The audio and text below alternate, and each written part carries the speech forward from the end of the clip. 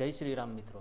તો આજે આપણે વાત કરશું સનાતન ધર્મમાં અને મનુષ્યના જીવનમાં નવના અંકનું કેટલું વિશેષ મહત્ત્વ છે। નવનો અંક દશાંશ પદ્ધતિનો અંતિમ અંક છે ને તેથી એને પૂર્ણતાનું પ્રતીક માનવામાં આવે છે। જ્યોતિષશાસ્ત્ર અનુસાર નવના અંકને સૃષ્ટિના સર્જનાર બ્રહ્માજી સાથે જોડવામાં આવે છે। આપણે માના ઉદરમાં 9 મહિના રહીએ છીએ। હિન્દુ ધર્મ એટલે કે સનાતન ધર્મની અંદર વર્ષોથી આપણે સોમ, મંગળ, બુધ, ગુરુ, શુક્ર, શનિ, રવિ, રાહુ, કેતુ નવગ્રહની પૂજા કરતા નવધા ભક્તિમાં 9 પ્રકારની ભક્તિનું વર્ણન, જેમ કે શ્રવણ, કીર્તન, સ્મરણ, પાદસેવન, અર્ચન, વંદન, દાસ્ય, સાખ્ય અને આત્મનિવેદન।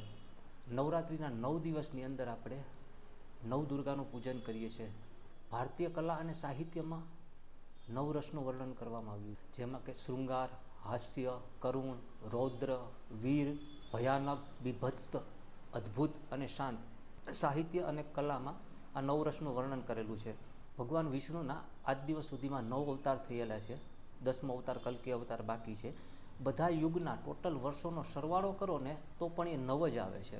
આપણે માળા જાપ કરીએ એમાં 108 મણકા હોય છે, એનો ટોટલ બી 9 થાય છે। એક વિશેષ વાત કે 9નો અંક એક એવો ગુણધર્મ ધરાવે છે ને એને ગમે એ સંખ્યા હારે ગુણાકાર કરવામાં આવે ને પછી એનો ટોટલ મારવામાં આવે ને તો એ 9 જ થશે। આપણા શરીરમાં 9 દ્વાર આવેલા છે, 2 આંખ, 2 કાન, 2 નાક, મોઢું, મળદ્વાર અને મૂત્રદ્વાર। હિન્દુ દર્શનમાં 9 સાત્વિક દ્રવ્યોનો ઉલ્લેખ થયેલો છે: પૃથ્વી, પાણી, હવા, તેજ, આકાશ, કાળ, દિશા, આત્મા અને મન। અંકશાસ્ત્રમાં 9ના અંકને પરોપકાર, કરુણા, માનવતા, દયા અને ઉચ્ચ આધ્યાત્મનો અંક માનવામાં આવે છે। તો મિત્રો, આ હતી 9ના અંક વિશેની ઇન્ફોર્મેશન। જો તમને આવા જ વિડીયો જોવા ગમતા હોય તો મારી ચેનલને લાઇક, શેર, સબસ્ક્રાઈબ કરવાનું ભૂલતા નહીં। અને જો વિડીયો સારો લાગ્યો હોય અને માહિતીસભર લાગ્યો હોય તો કમેન્ટમાં જય શ્રી રામ લખવાનું ભૂલતા નહીં। જય શ્રી રામ મિત્રો।